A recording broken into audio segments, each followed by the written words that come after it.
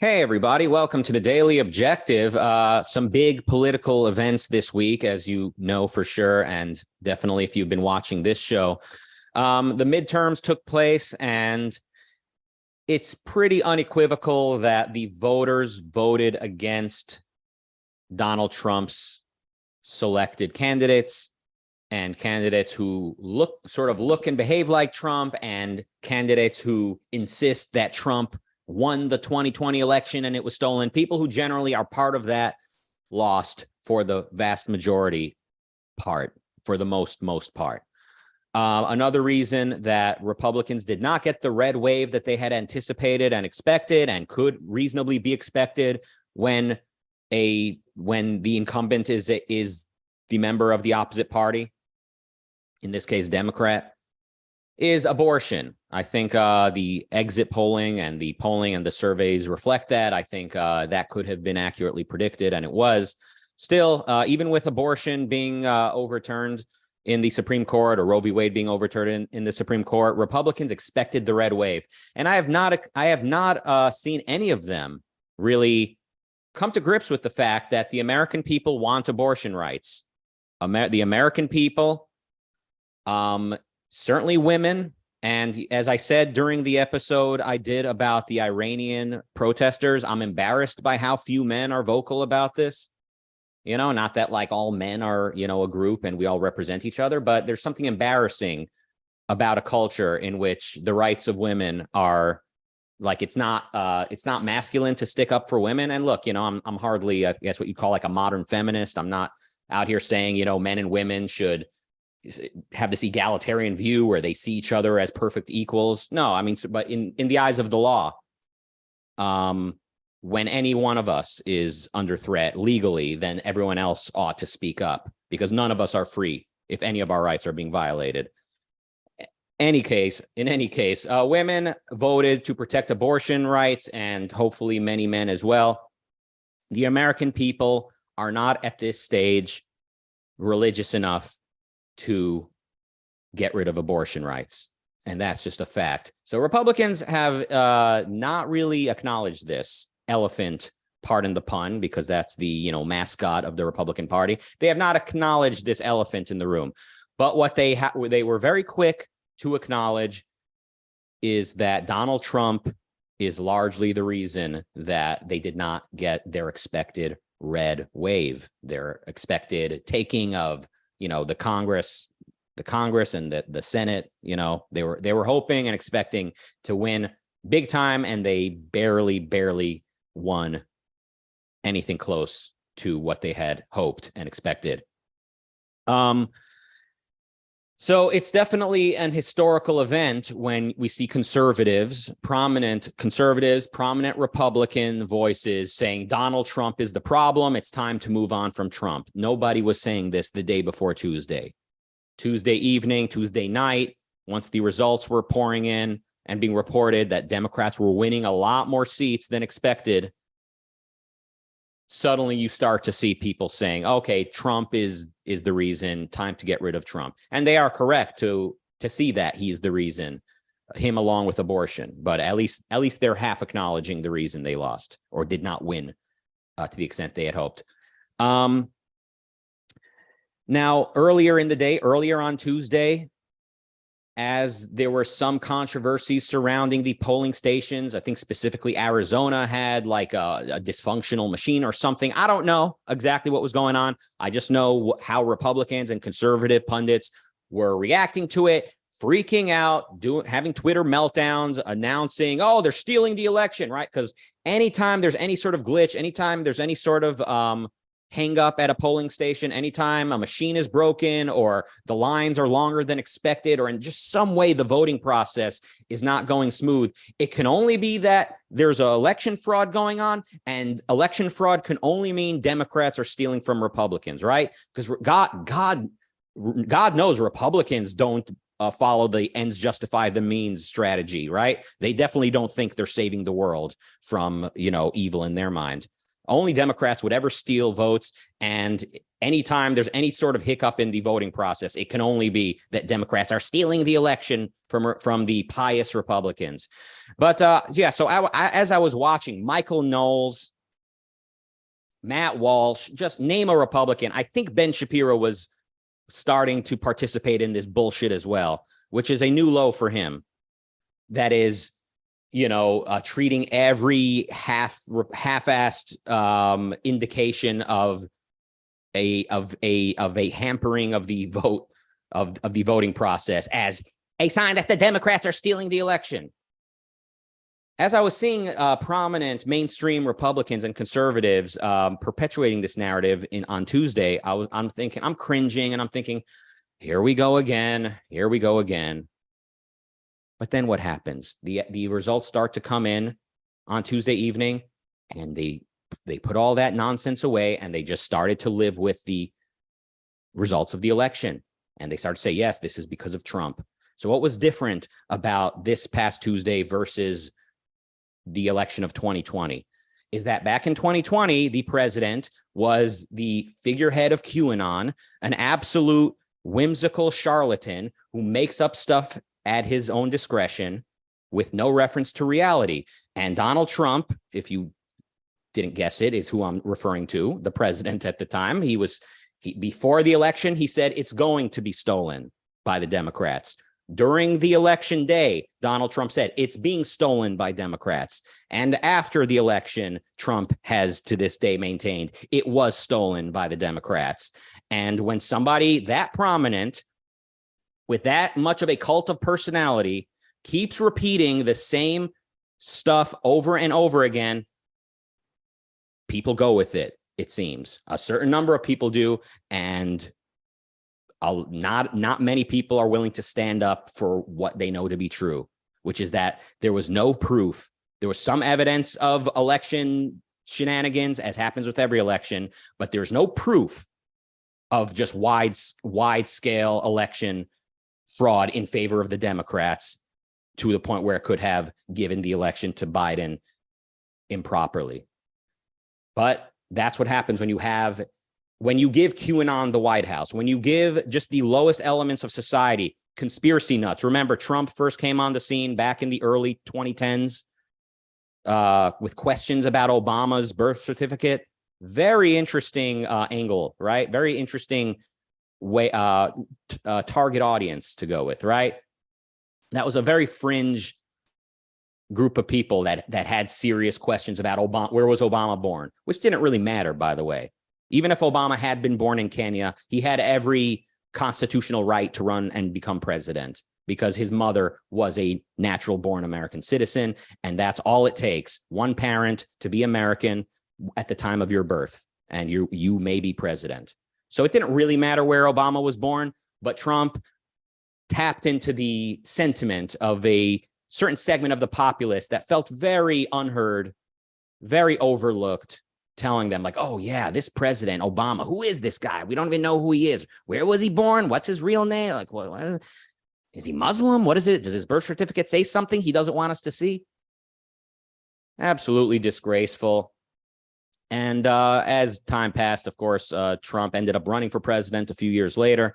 And the amazing thing is, between, what was it? Let's say July of 2016 up until this past Tuesday afternoon.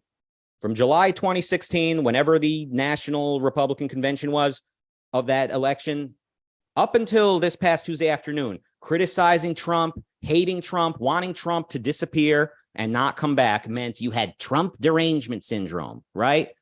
But this is a miracle. This is amazing. Ever since this past Tuesday evening, suddenly it's perfectly valid to think Trump is not right for this country. He doesn't really care about this country. He really puts his own political and his aspirations for power above the interests of America and the Republican Party. Suddenly now it's perfectly valid to criticize Trump, to want him to disappear, right? Suddenly now it's no longer Trump derangement syndrome. So it's so convenient. It's amazing, right?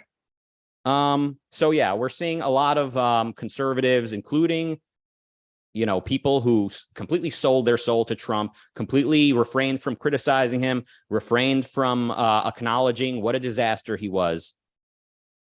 Suddenly now they're saying, okay, you know what? We lost the midterms because of Trump. Time to rethink things. Ben Shapiro can barely say it. He's just like, heads need to roll, right? We need the whole Republican leadership, right? He'd rather just throw the whole Republican leadership out, right? Rather than just name. I'm sure he also is like naming Trump, but like, is it the Republican leadership? And, people, the way they're coping with this is amazing. Republicans, the way they're coping with the election results.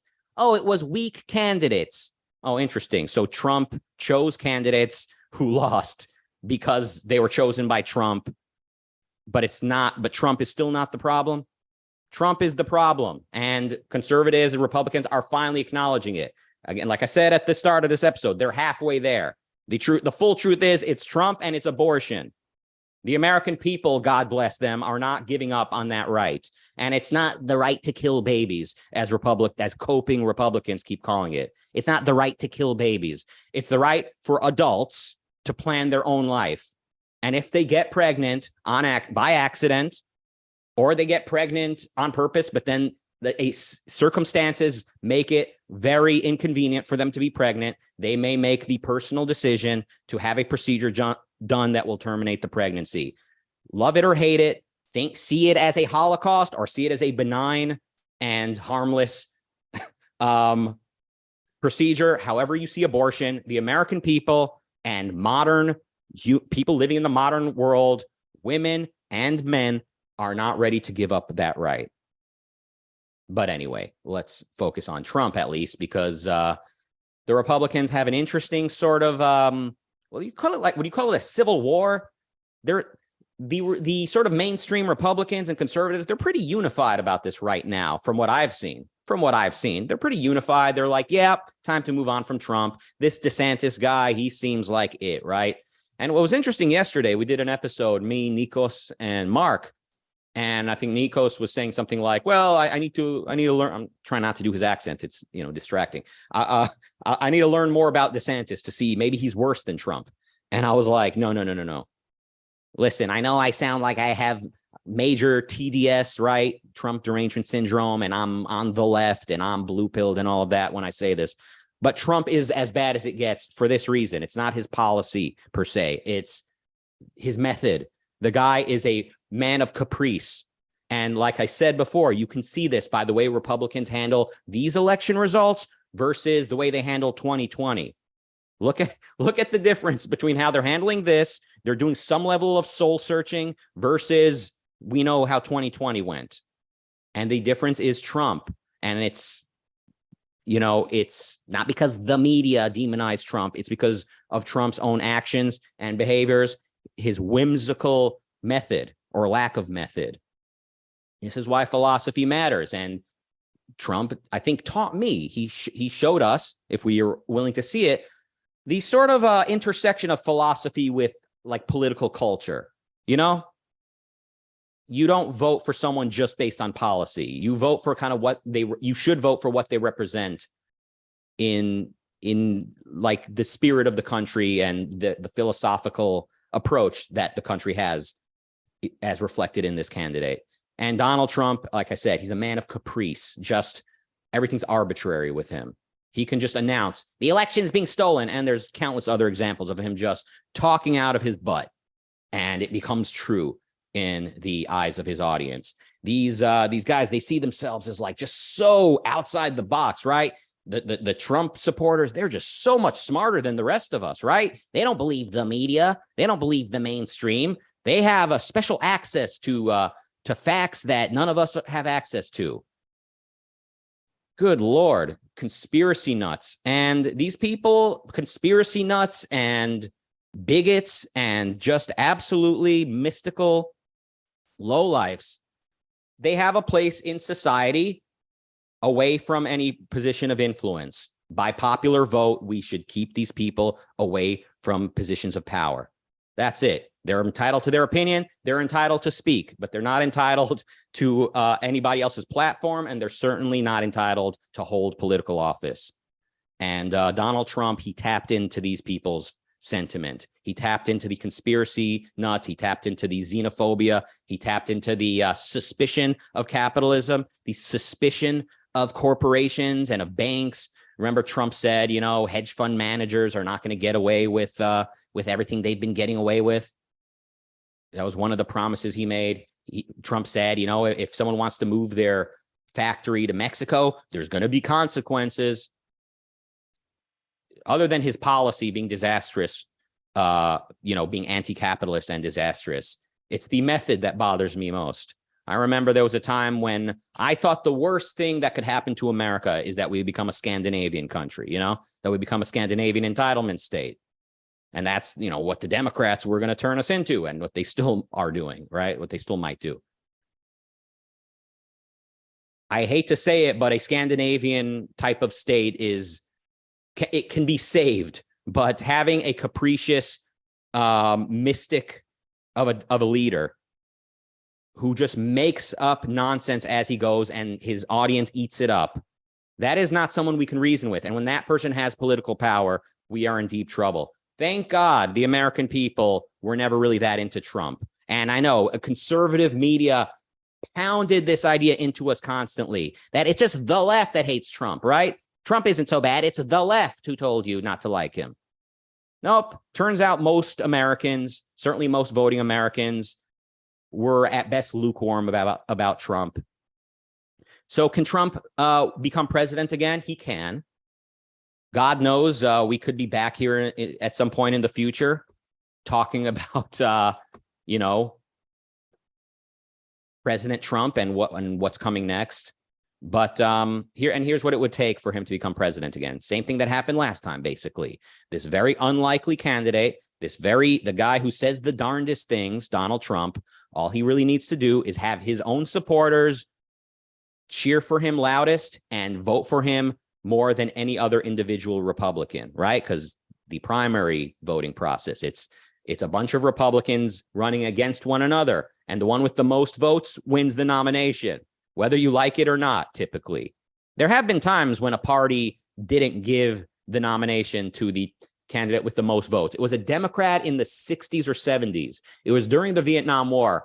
Whoever was supposed to get the Democratic nomination, told an interviewer, I think, or said during the debate something. He said, someone asked him, what will you do about Vietnam? And he said, I'm going to get on my knees and beg the Viet Cong or beg the Vietnamese to end the war, to let us leave, something like that, something very weak. And I think the Democratic Party said, okay, we can't nominate this guy. He's too weak. And then I think that's when George McGovern got the nomination. And George McGovern was a real socialist, a real, entitlement statist. That would have turned America into, Sweden of the time. I think Sweden was a serious welfare state by that time.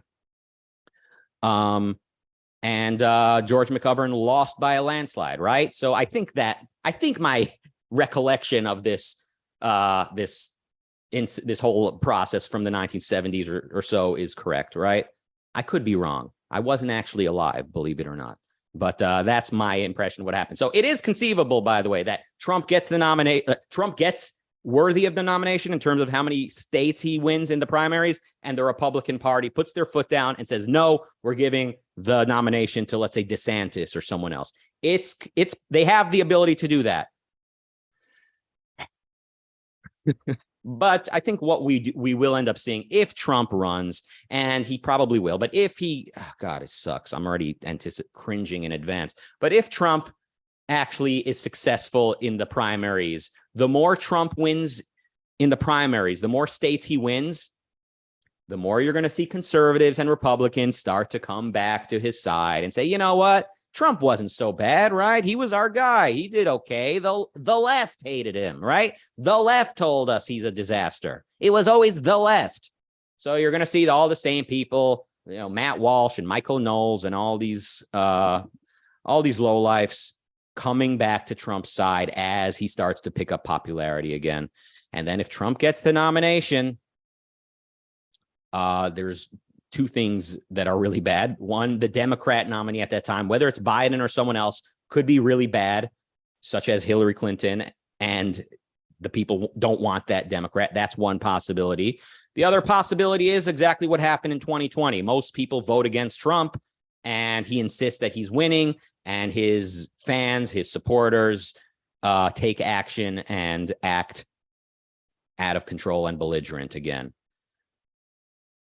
At that point, we just have to hope that the vast majority of Americans still hold their own lives and their own values supreme and continue to use their vote to get Trump out of their lives.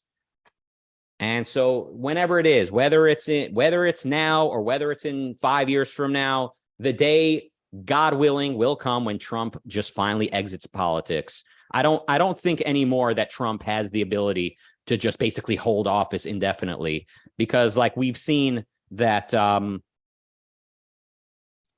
is kind of like a limit to like his power reach, right? Like there is a limit. There is a degree to which the private sector can deplatform him, and there is a degree to which the voters really can make themselves heard over his megaphone. Good times, huh? All right. We got a new member, Bruno L. Welcome to the channel. And he left a super thanks the other day. He said, Rucka and James have great chemistry during these discussions. Also, as a prior non-intellectual Zoomer, Rucka is such a huge asset to your organization and the objectivist school of thought. He makes this all easy to follow and even entertaining. Well, thank you. That's a true compliment. And, I can't remind you enough that you're only really getting a glimpse. You're only really getting a certain sort of taste of what what the philosophy of Ayn Rand has to offer. So, yeah, I like having fun and I do enjoy this, but the purpose of this channel overall is to get Ayn Rand's work out there. So I hope you're reading her. Roland with 5.99 euros says, let's make Republicans great again. Ditching Trump is the first step. I mean, unless you can resurrect Abraham Lincoln, I'm not sure we can. I'm not sure the Republican greatness is still within reach. And I hate to say this, but Abraham Lincoln did some things that were sort of chipping away at this country's greatness, such as I think subsidizing the railroad. I think Lincoln did that. That was a brilliant in the literal meaning of the word. It was an unusual and remarkable event. It was not a good thing that he subsidized the railroad, but it was fantastic. Again, using that word meaning literally, it was unusual and unexpected and unheard of for the government to subsidize a railroad cutting across the continent, which I think Lincoln did. Again, my history lessons are always a little bit fuzzy, as you can tell by my recollection of the whatever McGovern nomination. All right. I'm skimming the chat room here. Tom, the member, says, Trump holding up a Bible in front of a random church. Has he ever read it? Is this something Trump is doing right now? Oh yeah, by the way. Oh, I forgot my favorite recent event. So Trump, he's on his own social media site, Truth Social, is it? Typically, when somebody's melting down on social media, they're not telling you the full story. So he starts saying that Ron DeSantis is unloyal and because DeSantis won't commit against running for president. So in Trump's world, no one should even consider running for president but Trump. In Trump's world, anyone else who considers running president is slapping Trump in the face after all Trump has done for all of them, right? Trump, who's just made the Republican brand, the Republican Party, just so attractive to the average person, right? And I hope you are sensing the sarcasm there. So Trump, released a long statement about how ungrateful and unloyal Ron DeSantis is. Okay. Then even after that, a little more recently, this morning or last night, Trump released a statement on his social media about Yorkin. Is it the guy? What's the name of? Let me Google this right quick. Trump Yorkin. What's the guy's name? He said the guy's name sounds Chinese. That's the temperament of our proper Youngkin, right? Youngkin. I don't even know who that is. Apparently a Republican that owes something to Trump, according to Trump. maybe he does owe something to Trump. I know nothing about this Youngkin character, but Trump is apparently angry at Youngkin. He releases a statement and he says, you know, Youngkin, and in parentheses, that's a strange name. It sounds Chinese. Jesus Christ.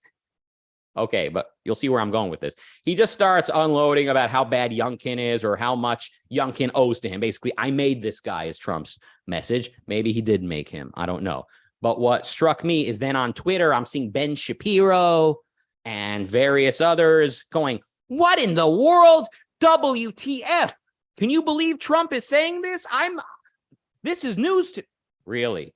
You just found out Trump is a train wreck. You've never heard Trump say anything about the Chinese or express any sort of belligerent bigotry before. Give me a break. Folks, are you going to forget this? Are you going to forgive this? I understand the left is a serious threat. Communism was also a serious threat. That doesn't mean every Republican during the Cold War or during the 20th century was good news for America. Are you going to forget how dishonest these people are? Ooh, dishonest, DeSantis. Now, there's a play on words that does not really serve the point I'm making right now. For them to play this game now, and I've always respected Ben Shapiro to a large degree, you know, like I always thought he was like kind of deep down dodging something, like he was deep down not acknowledging, you know, Ayn Rand and the secular side of the secular case for morality. But I always kind of really respected Ben. Like I really thought he was earnest with kind of conscious surface level. Like I didn't think Ben Shapiro was lying. But for him to play this game now, like, whoa, can you believe Trump is saying this? Like, oh, give me a break. Yeah.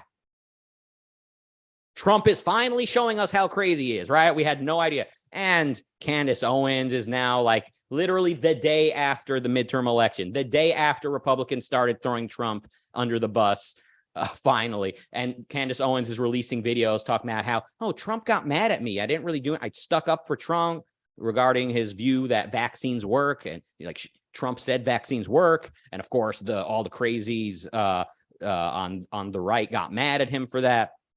And Candace Owens tried sticking up for Trump.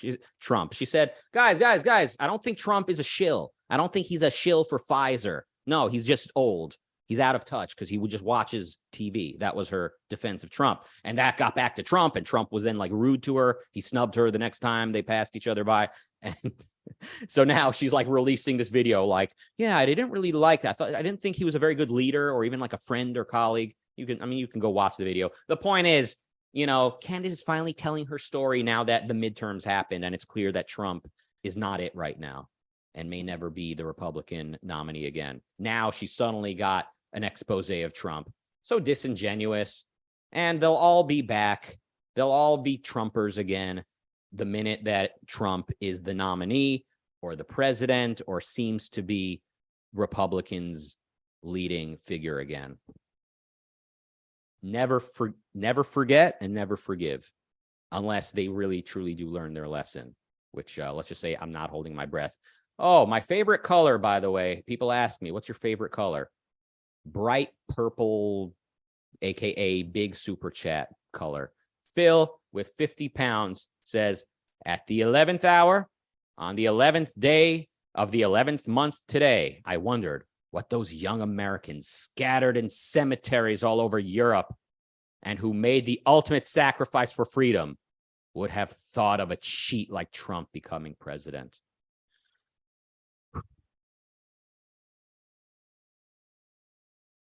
Powerful stuff. And you know, America's involvement in the World War II, in World War I was complete BS led by progressives. America's entry into World War II is controversial. It's controversial. Some very respectable voices think that it was a mistake for America to enter World War II. But even with America in the war, I wouldn't call it a sacrifice. I would say they were fighting to save the world from tyranny. Like they were fighting for their values, you know?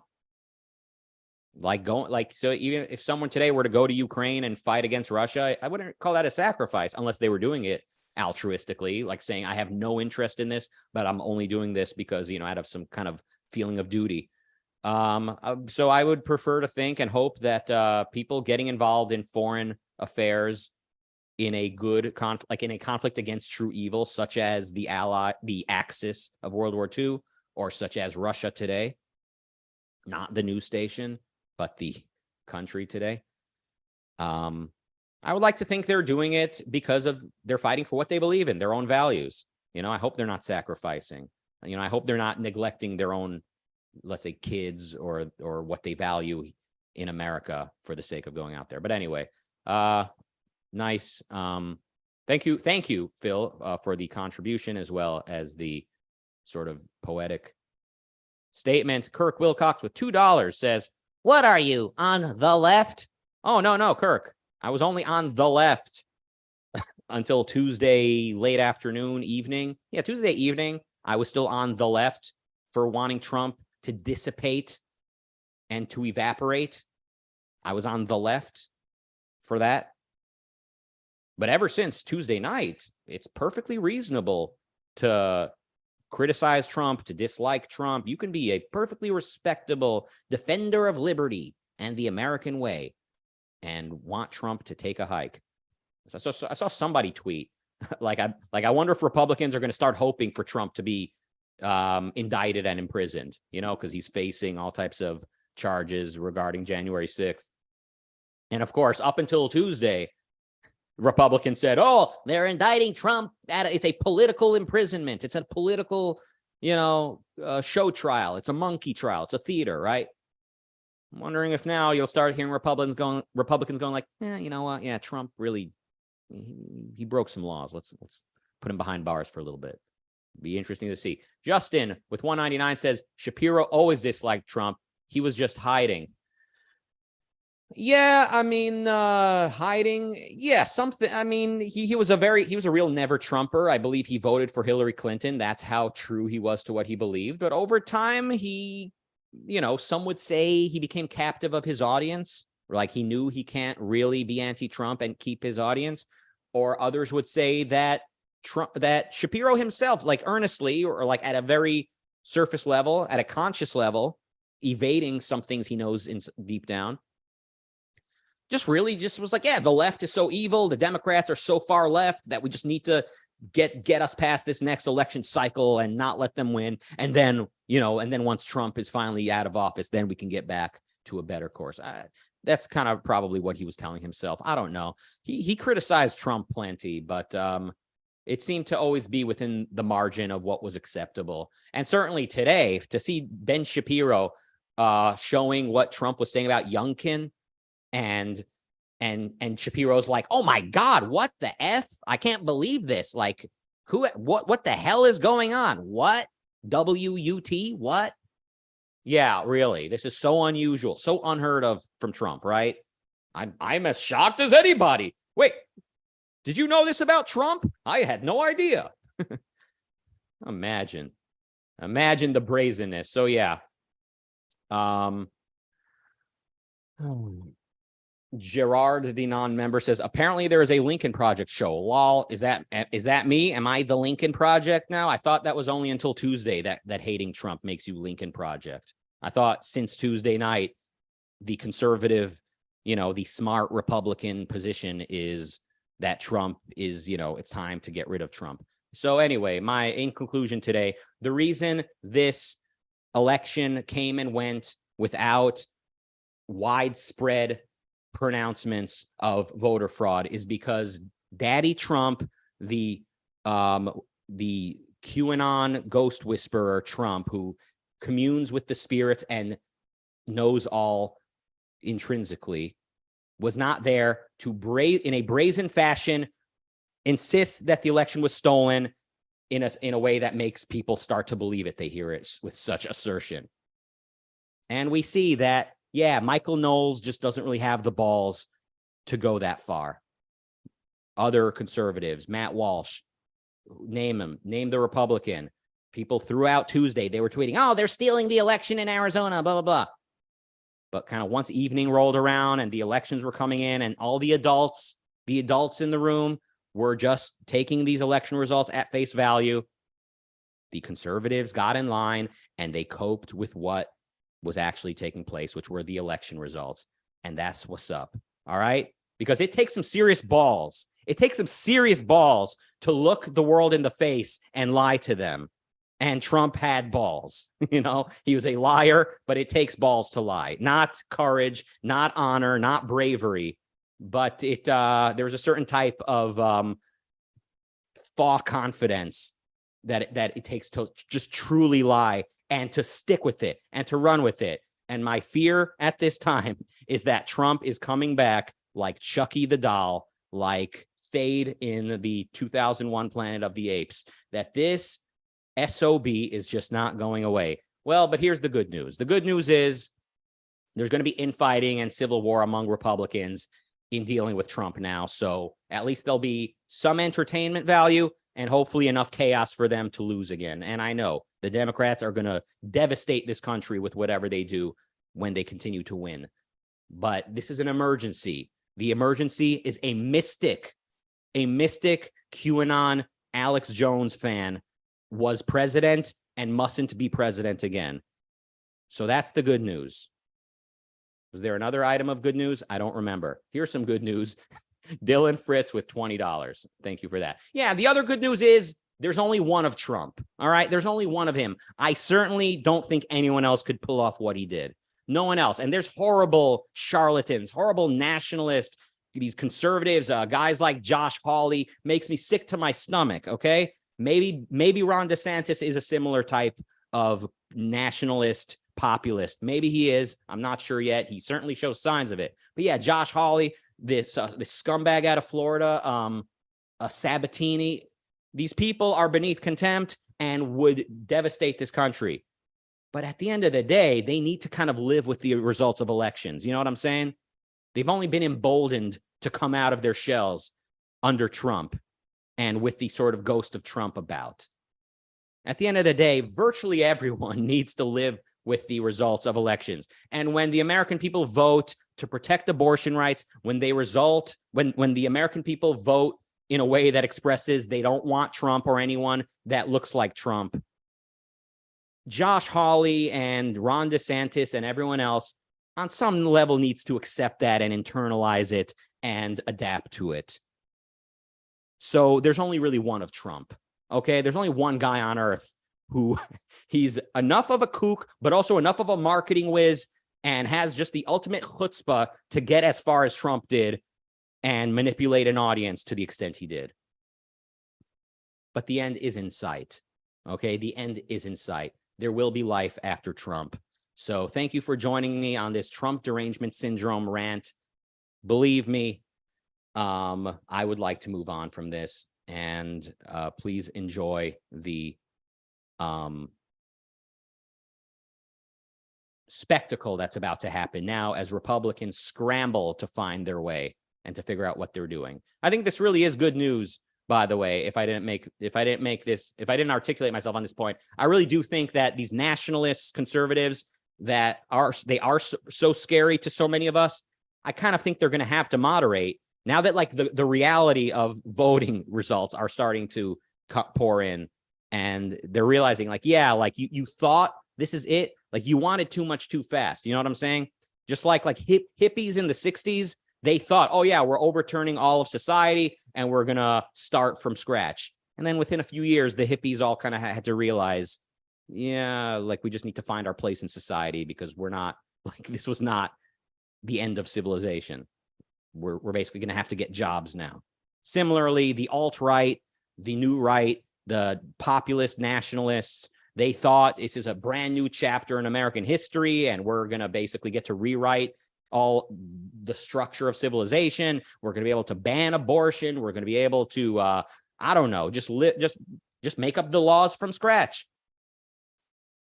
But I think one of the lessons of this past Tuesday is the American people, there's more kind of normal people than you realize. There's more people that are not ready to hand their liberties over and their values over, is what, you know, more specifically. They're not willing to handle their own autonomy and their values over to Josh Hawley.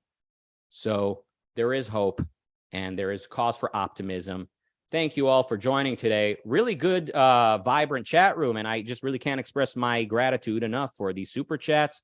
Of course, you know, you're contributing to this network, so thank you for that. This network brings us a lot of content, and it's all to a big funnel, getting more and more people to read Ayn Rand. We would not be here. There would not be a good answer to the Trump phenomenon. You know what we would be without Rand? We would look like Ben Shapiro, you know, apologizing for Trump one day and then pretending, oh, Trump is offensive. I just found this out the next day. That's what we would be. We would be religious mystics who hand over liberty to the government to protect, quote, babies, by which we mean, you know, we want to ban the morning after pill, not even abortion yet. These people, they're anti-intellectual. That's kind of like the mark of today's conservatives. I mean, it's a mark of the times we live in, for sure, the culture we live in. But today's conservatives, they've definitely taken a very anti-intellectual approach. They're just like anti-scientific in so many arenas. I think largely the way they've reacted to this vaccine is just like treating it like it's one big hoax, right? But I mean, just look at their approach, their attitude to like contraception. The morning after pill is not an abortion. You can be opposed to abortion and you should promote the morning after pill because you're anti-abortion. And furthermore, you should promote contraceptives in general if you're opposed to abortion. Why are conservatives not promoting contraception? I thought their primary motive is to protect the unborn, right? They're basically libertarians, quote unquote. They're not telling you how to live your life, but they just want to protect the unborn. Then wouldn't they then educate and promote about contraception? Wouldn't they do that? Since they care more about protecting the unborn than they care about running your life. I'm just asking questions. All right, everybody. I literally am losing my voice. Literally, I am out of energy, and it's time to call it a wrap. Coming up at 7 p.m. UK time, it's Finance Friday with Jim Brown and special guests Maria Marty and Eduardo. I was like half doing it with an accent, half not. Eduardo Marty. I'll just say it like a normal person, quote unquote. On living with high inflation. They live somewhere in South America, not Venezuela. Thank Jesus. They live, I don't know, I'm not going to dox them anyway by telling you what country they live in. They can tell you themselves if they want to. But I assume they're living somewhere with high inflation. It would be odd for them to be guests on his show about about living with high inflation, and they're, you know, living in, I don't know, Switzerland or wherever has a good currency. And then at 10 p.m. UK time, it's the premiere of TV Talk with Mark Pellegrino, Jennifer Buoni, and Jacqueline Schumann on Mr. Sunshine. Listen, everybody. First of all, and it's not even first of all, just this is the point, the last point I'll make. Now that the election is behind us, really, really, I advise you to focus on art. Watch Mr. Sunshine, watch a show, read a novel, not a political propaganda book, but read a novel, you know, read a short story, listen to some music, consume art. Now is the time, okay? Because you need this. It not only will make your life more pleasurable and inspiring, but it will give you the fuel you need when the time comes to fight the political battle, because you'll know what you're fighting for. Just like the Ukrainians, in a major way, they know they're fighting for their values, the Ukrainians. Whereas the Russians, it's much more murky. All right. I really don't know why I'm still talking. It really is time to wrap it up. So TV Talk. Now that's a show that I like. And that's coming up at 10 p.m. UK time today. Wow. Busy day here on the Daily Objective. And we thank you for watching, for listening, and we thank you for your support. Please hit the join button on YouTube to become a member, or go to the website, link in the description, to become a member via the website. You get access to all types of study groups and exclusive content, and access to contact some really educated and smart people. And you support an effort to promote Ayn Rand. And that is a mission that, is really worth doing? I don't even know. All right. Gerard asked me, what song lifts your spirit the most? What was I listening to? Recreation Day by Evergrey. My every morning is in every way the beginning of a recreation day. Recreation. All right. This really is the end. Thank you all. See you next week, and goodbye.